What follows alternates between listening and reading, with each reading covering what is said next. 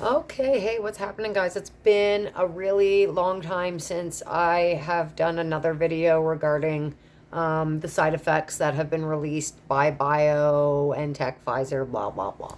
I've just been super busy, but I haven't forgotten. I honestly just have not had a minute to sit down and record a video. So here we go. We're just going to continue on. I got a lot of catching up to do in terms of still looking up a whole bunch of side effects. We are on page 2 of 9 of the list of side effects that have been released. And when I finish with these side effects, we will be almost halfway through page 2.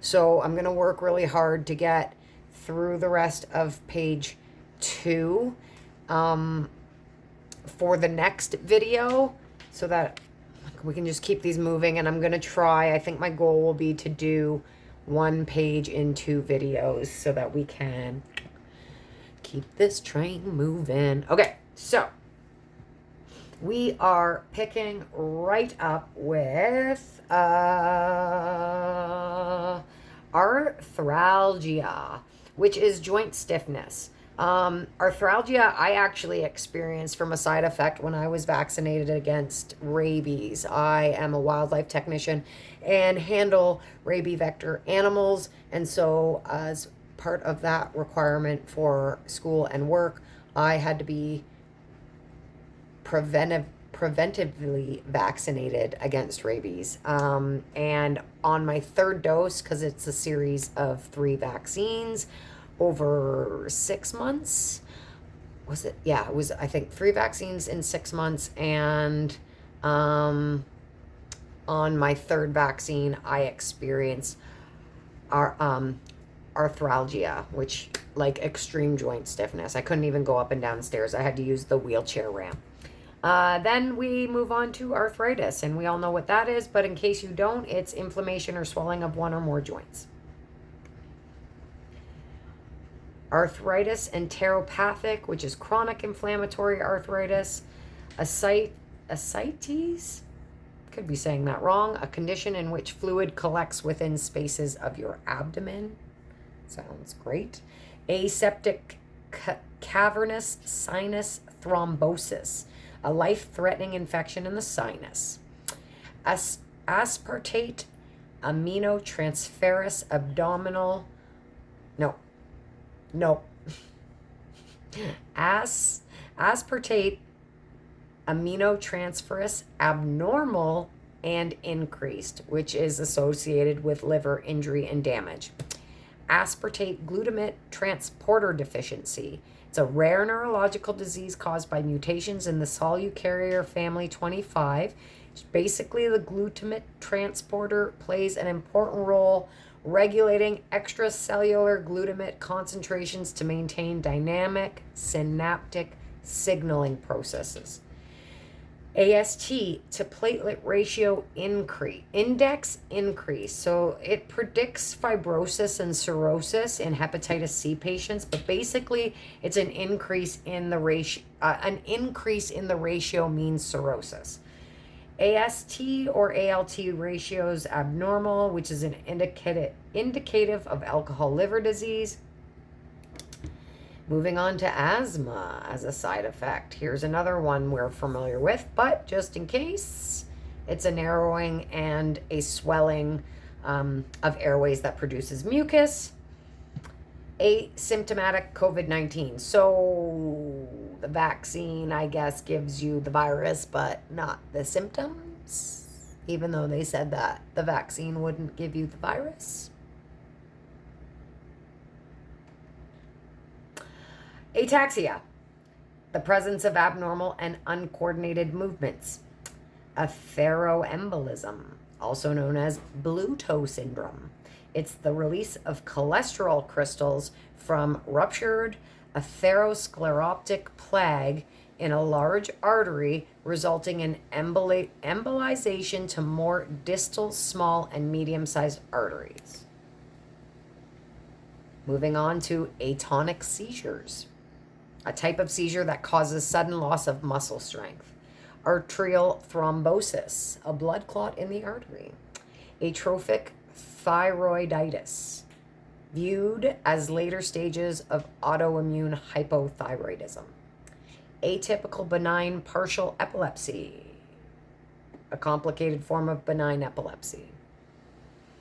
Atypical pneumonia. Pneumonia is inflamed or swollen lung tissue, we all know, caused by an infection or a germ, and an infection with a germ.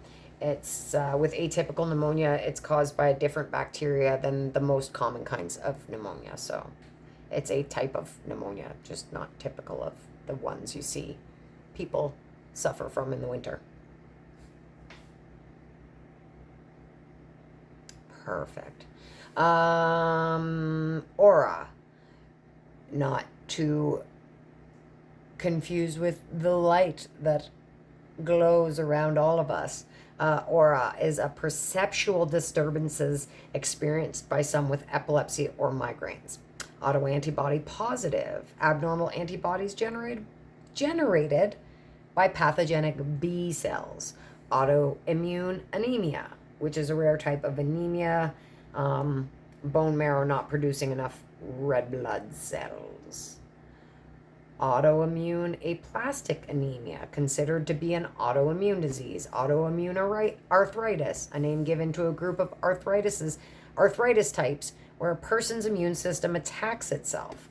Autoimmune blistering disease, a group of rare skin diseases. Autoimmune cholangitis. Autoimmune cholangitis is the term that has been used to describe patients who have the clinical, biochemical, and histological characteristics of primary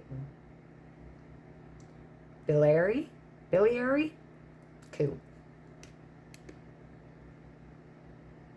primary biliary cirrhosis, PBC, but who are anti-nuclear antibody positive rather than anti-mitochondrial antibody positive in their sera, whatever that means. Autoimmune colitis, immune system attacks healthy tissue in the gut. Autoimmune demyelinating.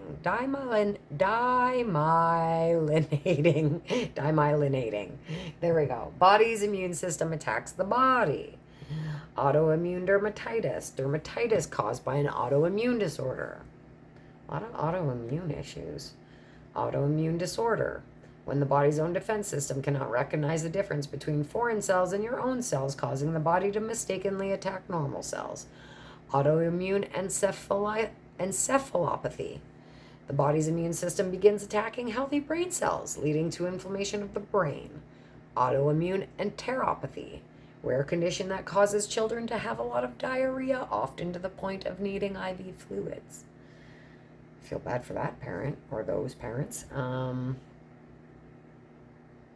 Autoimmune eye disorder, causes inflammation and can lead to floaters, red eyes, and blurred vision. Autoimmune hemolytic anemia occurs when your immune system makes antibodies that attack your red blood cells. Autoimmune heparin-induced thrombocytopenia, a reaction to heparin which causes thrombosis. Autoimmune hepatitis, inflammation which occurs when your body's immune system turns against liver cells. Autoimmune hyperlipidemia, an abnormally high level of fat in the blood. Autoimmune hypothyroidism, hypothyroidism caused by an autoimmune disease such as Graves' disease.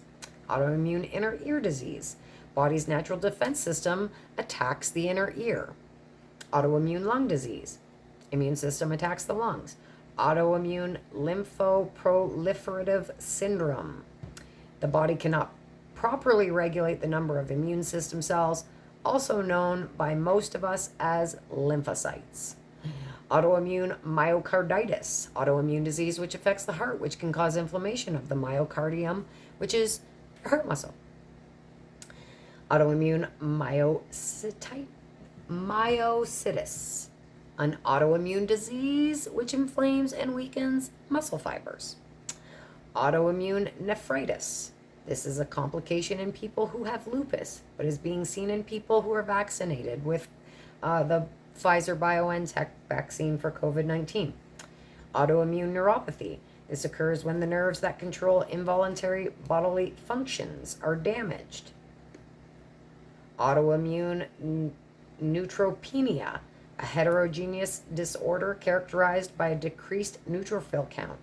Autoimmune pancreatitis, chronic inflammation thought to be caused by the body's immune system attacking the pancreas.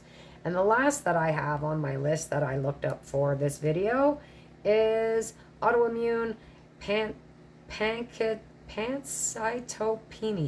Pancytopenia is known to be caused by coexisting antibodies against... Oh, I'm not done. Haha, I thought I was done. Autoimmune pancytopenia is known to be caused by coexisting antibodies against 3 lineages of blood cells. Whatever that means. We got 1, 2, 3, 4 more to go, okay? Autoimmune pericarditis, autoinflammatory syndromes, typically rare and usually inherited. Autoimmune retinopathy, rare disease in which the body's immune system attacks proteins in the retina, leading to loss of eyesight. Autoimmune thyroiditis happens when your body makes antibodies to attack your thyroid. And last and certainly not least, autoimmune uveitis is an inflammatory process of these uveal components due to an autoimmune reaction to self-antigens or caused by an innate inflammatory reaction secondary to an external stimulus. So now, guys, I am not a doctor. I'm not here to tell you to get vaccinated or to not get vaccinated. I am simply going through the data that Pfizer BioNTech has released, okay? I'm just literally going through all of these side effects. You can see the ones I crossed out, ones I still have to go through, and I'm looking up each individual side effect, typing up a very cliff-noted description of that side effect. There's so much more information involved in all these side effects, and I encourage you to look them up yourself. See what the, what are the symptoms? What are the causes? Obviously, right now, we know that these symptoms specifically are being caused by the vaccine. But, a lot of these symptoms are disorders that are, autoimmune disorders or genetic disorders, like things that people inherently are usually born with, or develop later on in life,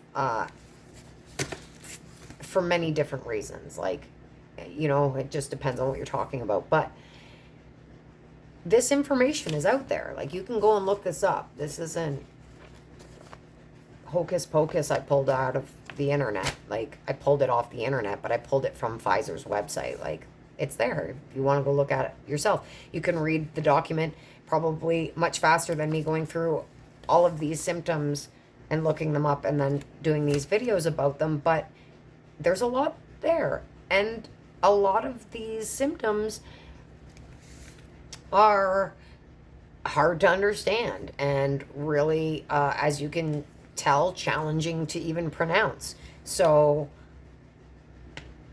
I thought I would try my best to make it easy and just go through every single side effect and share with you guys what that side effect is, and this, the basic symptoms to it. And that's it. That's all my intentions. I'm not here to sway you one way or the other in terms of this vaccine. I just think anybody who is going to have anything done medically wise, whether you're taking a prescription drug, whether you're getting a vaccine, or you're having surgery, you should just know all of the outcomes, good and bad. That's all. Everybody knows, well, we all thought we knew what the good outcomes would be of the vaccine, but I believe that these side effects, the risk of those side effects, outweigh the benefits to the actual vaccine themselves. And I think and believe that if Pfizer had been upfront about this information, you would not have had so much compliancy in Canada. That's what I think. But I could be wrong, and you can let me know what you think. I'm open to positive dialect and constructive conversations, not name calling and bashing and finger pointing and calling people anti-vaxxers. Hey, I just said at the beginning of the video, I was vaccinated against rabies. I'm clearly not an anti-vaxxer. I just somebody who loves information. That's all. I just love information, proper information, correct information, good and bad. That's all. Okay, till next time, guys.